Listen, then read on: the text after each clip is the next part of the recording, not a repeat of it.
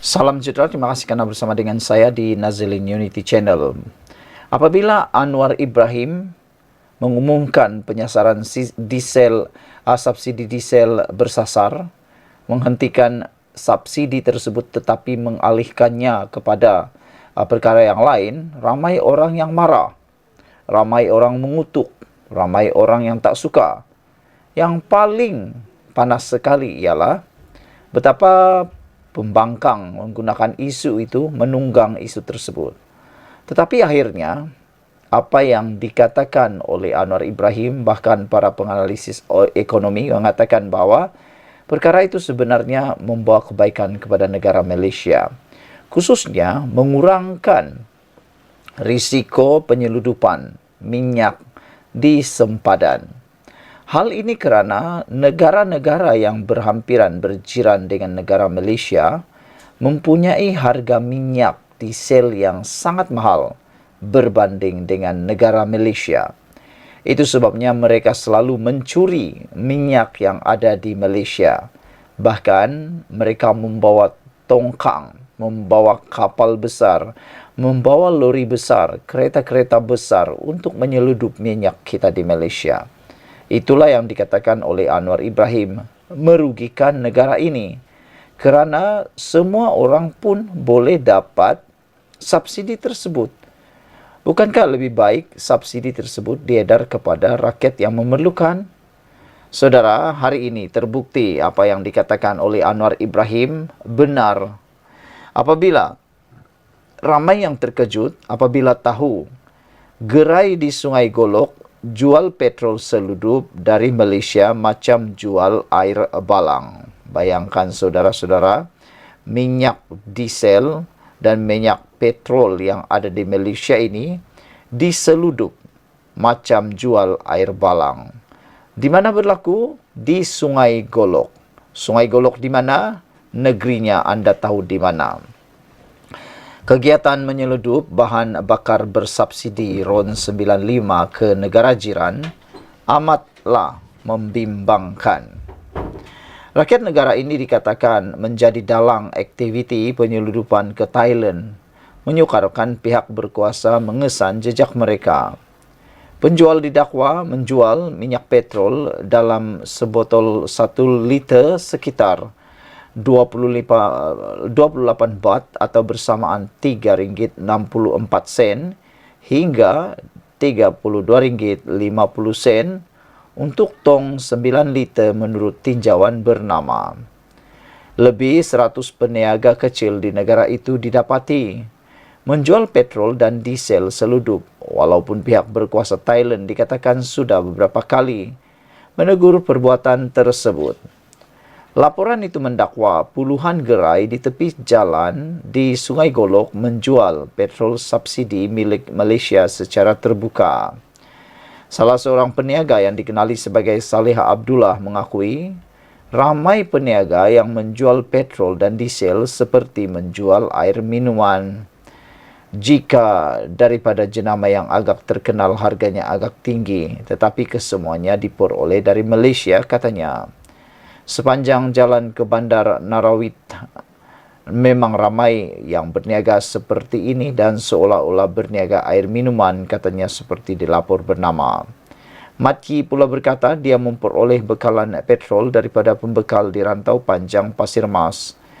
Biarpun mengetahui bahawa adalah satu kesalahan jika menjual minyak petrol dan diesel yang diseludup dari Malaysia, Matki berkata ramai sudah berbuat demikian. Kerajaan sedang dalam usaha untuk melaksanakan penyasaran subsidi RON 95 untuk mengelakkan bahan api bersubsidi itu tidak disalahguna.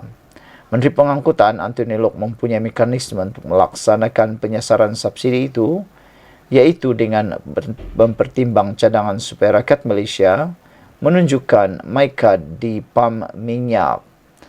Apalah pendapat anda sekalian? Adakah anda setuju dengan cadangan mekanisme untuk melaksanakan penyasaran subsidi itu dengan mempertimbang cadangan supaya rakyat Malaysia yang mahu mengisi minyak petrol menunjukkan MyCard di pam minyak? Ini satu mekanisme yang menarik. Setuju. Sekian dulu, tinggalkan komen Anda. Salam sejahtera, terima kasih karena bersama dengan saya di Nazilin Unity Channel. Ada pembangkang walaun yang mengatakan bahwa belanjawan yang dibentangkan oleh Anwar Ibrahim, belanjawan yang tidak baik. Tapi sebenarnya itulah sikap pembangkang dan walaun. Memang tugas mereka ialah mengkritik dan menyemak imbang. Tak apalah, memang itu tugas mereka, semak imbang. Tetapi apa yang mengejutkan ialah ada pihak-pihak tertentu yang mengatakan bahwa belanjawan yang dibentangkan oleh Anwar Ibrahim kemarin atau hari Jumat yang lepas dikatakan sebagai satu belanjawan yang tidak berapa Islamik. Tapi rupa-rupanya, saudara, ini 7 perkara yang dibentangkan oleh Anwar Ibrahim dalam belanjawan tahun 2025 yang berkaitan Islam oleh Dr. Zulkarnain Luqman. Pertama, 100 juta ringgit telah diperuntukkan untuk memacu sektor keuangan Islam bagi menghasilkan produk baru yang patuh syariah, tidak lagi mirip konvensional, antaranya berdasarkan konsep musyarakah yang dilihat lebih adil. 100 juta ringgit diperuntukkan. Nombor 2, 10 juta ringgit turut diperuntukkan kepada Universiti Islam Sungai Pusu dan INCEIF untuk meningkatkan kefahaman ekonomi Islam berdasarkan prinsip maqasid syariah. Nombor 3, wakaf madani, yaitu sebanyak 300 juta ringgit kepada KWAP untuk pembangunan tanah wakaf untuk membina rumah persaraan warga emas berpendapatan rendah. Nombor 4, wakaf madani, yaitu 200 juta ringgit kepada UDA untuk pembangunan rumah mampu milik di atas tanah wakaf. Nombor 5, sebanyak 25 juta ringgit diperuntukkan untuk program pemulihan akidah dan pengurusan anak-anak yang teraniaya oleh Kementerian Wanita, Keluarga dan Masyarakat. Nombor 6, 2 bilion ringgit diperuntukkan untuk pendidikan Islam meliputi 150 juta ringgit untuk selenggara prasarana pendidikan Islam JAKIM seperti sekolah pondok, sekolah tafiz dan sekolah agama rakyat. Pertambahan guru kada seramai 1.500 orang, wang saku kepada penuntut di Institut Pengajian Islam dan Dakwah Sabah, Institut Kemahiran Islam Malaysia Sarawak dan Darul Quran JAKIM sebanyak 100 juta ringgit.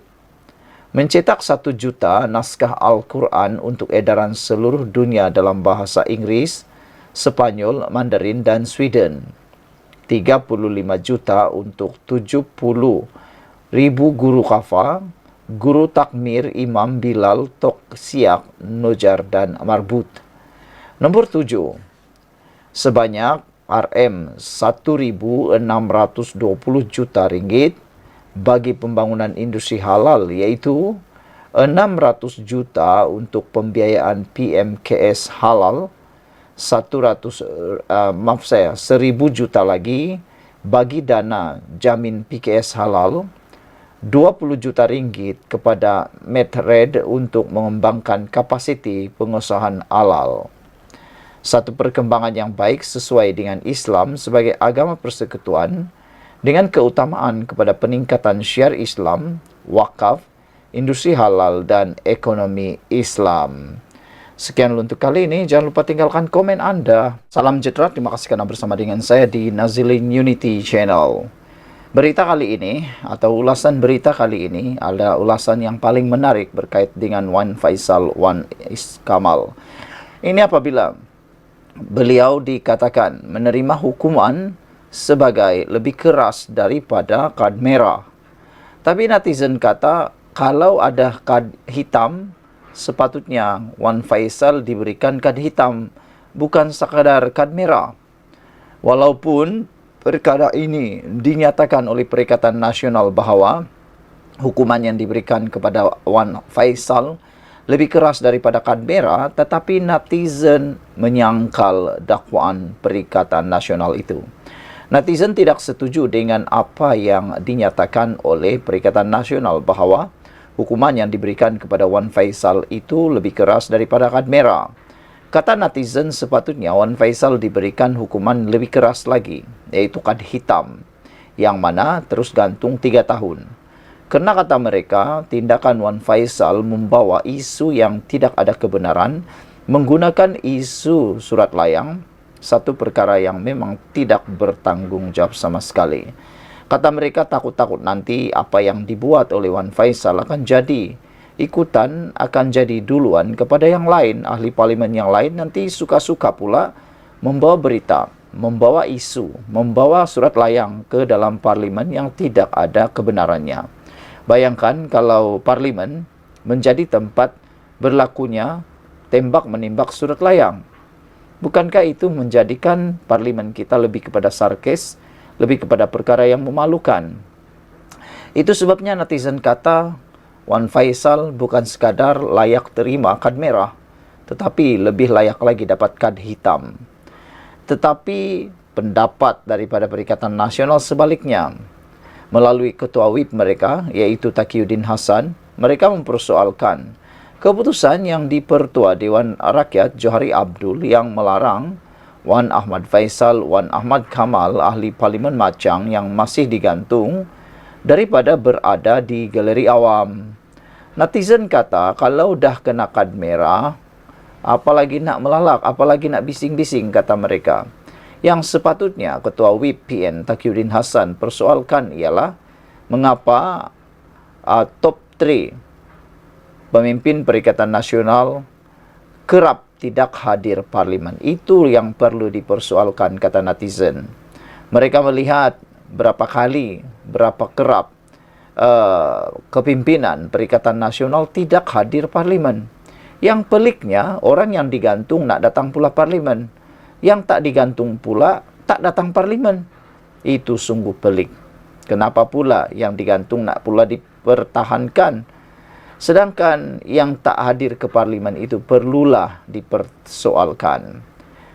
Ini susulan surat Johari pada Selasa lalu yang memberitahu Wan Ahmad Faisal yang tidak dibenarkan berada di galeri awam atau bilik untuk pegawai kerajaan yang bertugas di Dewan Rakyat kerana masih menjalani penggantungan mengikut peraturan mesyuarat 44 dalam kurungan 5. Taqiyuddin berkata peraturan itu hanya menyatakan ahli parlimen yang digantung tidak boleh berada dalam mesyuarat atau menyertai perbahasan. Galeri awam pula katanya lebih adalah ruang untuk mana-mana orang awam mengikuti perjalanan sidang Dewan Rakyat.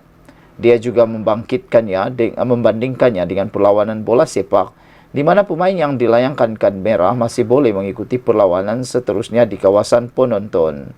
Peraturan jelas nyatakan ahli parlimen digantung tak boleh duduk dalam mesyuarat, tak boleh ambil bahagian sehingga tempoh penggantungan tamat, katanya. Bagaimana dia boleh ambil bahagian kalau duduk di galeri awam? Boleh dia bercakap dan bertanya di situ? Tak boleh, kata Taqiyuddin Hasan. Apakah ini satu lagi tindakan kerajaan menanding untuk mengikis peranan yang boleh dimainkan pembangkang? Hari ini saya minta sangat yang dipertua buat satu petua. Apakah surat berdasarkan tafsiran Johari sendiri? Katanya lagi. Untuk rekod, Taqiyuddin membangkitkan isu tersebut ketika sidang dipengerusikan timbalan yang dipertua Ramli Muhammad Noor. Menjawab apa yang dibangkitkan, Ramli berkata berdasarkan tafsirannya, peraturan mesyuarat tidak menyebut di mana ahli parlimen yang digantung boleh duduk dan justru ia tertakluk kepada budi bicara yang dipertua. Ramli juga berkata dia tidak akan membuat sebarang keputusan mengenai perkara tersebut kerana Johari mempunyai kuasa yang lebih tinggi dan menyarankan Taqiyuddin untuk membangkitkan isu tersebut ketika Johari mempengerusikan sidang itu nanti. Ada komen daripada netizen, siapa suruh kurang ajar, kata JBK 046. Tunjuk lagak, sombong, songkong. Tanggunglah akibatnya, kata JBK 046. Sekian dulu untuk kali ini. Jangan lupa tinggalkan komen Anda. Bye-bye.